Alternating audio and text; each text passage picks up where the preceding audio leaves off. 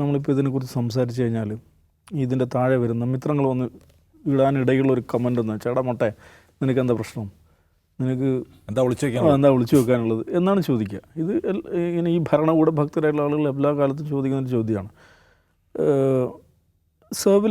സ്വകാര്യത, ആളുകളുടെ സ്വകാര്യത ലംഘിക്കുക എന്ന അങ്ങനെ ഒരു ലക്ഷ്യം വെച്ച് ചെയ്യുന്ന പണിയല്ല ഇത്. സർവിലൻസ് എന്നുള്ളതാണ്. എല്ലാം ഫാസിസ്റ്റ് ഭരണകൂടം, അമിതാധികാര ഭരണകൂടങ്ങളെ സംബന്ധിച്ചിടത്തോളം അവരുടെ ഏറ്റവും പ്രധാനപ്പെട്ട ഒരു ആയുധമാണ് നിരീക്ഷണം. സർവിലൻസ് ഇൻഡസ്ട്രി എന്നുള്ളത് ഇന്ന് ലോകത്തെ ഏറ്റവും ത്രൈവിംഗ് ആയിട്ടുള്ള ഇൻഡസ്ട്രിയാണ്.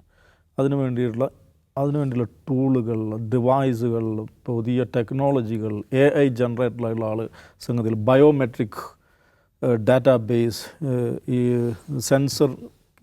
സെൻസറിങ് കപ്പാസിറ്റിയുള്ള ക്യാമറകൾ, അതൊക്കെ ഭയങ്കര CCTV ഒന്നും വരിക.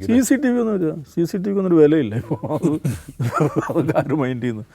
അത് അങ്ങനെ ഇന്ന് ലോകത്ത് ഏറ്റവും കൂടുതൽ എക്സ്പെരിമെൻ്റൽ നടക്കുന്ന ഇൻഡസ്ട്രി എന്ന് പറയാവുന്നതാണ് ഈ സർവിലൻസ് ഇൻഡസ്ട്രി എന്നുള്ളത്. അത് ഭരണകൂടം. ഈ നൗഫൽ ഇത് ചാർലി ചാപ്ലിൻ്റെ മോഡേൺ ടൈംസ് കണ്ടിട്ടുണ്ടോ? മോഡേൺ ടൈംസിനെ കുറിച്ച് ഞാൻ 20 തവണ കണ്ട സിനിമയാണത്. മോഡേൺ ടൈംസ് 1935 മറ്റാണ് പുറത്തിറങ്ങുന്നത്. അതിലൊരു രംഗമുണ്ട് ഓർമ്മ. ഈ ചെങ്ങ ഈ അസംബ്ലി ലൈനിൽ സ്ക്രൂ തിരിച്ച് മടുക്കുമ്പോൾ വാഷ്റൂമിലേക്ക് പോയിട്ട് സിഗരറ്റ് കത്തിക്കുന്നുണ്ട്. സിഗരറ്റ് കത്തിക്കുമ്പോൾ ചുമരുന്ന് ഈ സ്ക്രീനിൽ മുതലാളി പോടാ പോയി പണിയെടുക്കാമെന്ന് പറയുന്നത്. നോക്കടാ, 1935 ഈ ചെങ്ങ ഇത് വിഷ്വലൈസ് ചെയ്യണമെങ്കിൽ ഇതാണ് ലോകത്ത് സംഭവിക്കാൻ പോകുന്നത്, വരാൻ പോകുന്നുള്ള സംഗതിയാണ്. 35 ഈ മോഡേൺ ടൈംസ് ഇറങ്ങുന്നു. ഈ മൊത്തത്തിൽ ഈ സർവിലൻസ് സ്റ്റേറ്റുകളെ കുറിച്ച് ഭാഷയിൽ ഉപയോഗിക്കുന്ന ഒരു പദമാണ് ഓവേലിയൻ റിപ്പബ്ലിക് എന്ന് പറഞ്ഞത്. ജോർജ് ഓവലിൻ്റെ 1984 എന്ന് പറഞ്ഞ നോവലുണ്ട്. അതിറങ്ങുന്നത് 1949 ജോർജ് ഓവൽ അന്ന് വിഷ്വലൈസ് ചെയ്ത സർവിലൻസിൻ്റെ കുറേ അധികം രസകരമായിട്ടുള്ള മാതൃകകളുണ്ട്.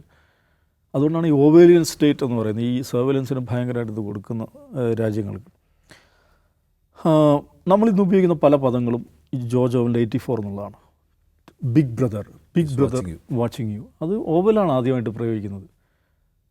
തോട്ട് പോലീസ് എന്ന് പറഞ്ഞാൽ നൗഫൽ ഇപ്പോൾ ആലോചിക്കുകയാണ്, എന്താണ് നരേന്ദ്രമോദി BJPക്കെതിരെ ഒരു പാർട്ടി ഉണ്ടാക്കണം, അല്ലെങ്കിൽ വേറെ എന്തെങ്കിലും ചെയ്യണം. അപ്പം ഈ ആളുകളുടെ തിങ്കിങ് പ്രോസസ്സിനൊക്കെ പിടിച്ചെടുക്കാൻ പറ്റുന്ന പോലീസിങ് സംവിധാനം, അതാണ് തോട്ട് പോലീസ് എന്ന് പറയുന്ന സംഗതി കൊണ്ട് ഉദ്ദേശിക്കുന്നത്. ഇത് 49 ഈ മനുഷ്യൻ എഴുതുന്നത്, 84 എന്ന് പറയുന്ന നോവൽ എഴുതുന്നത്.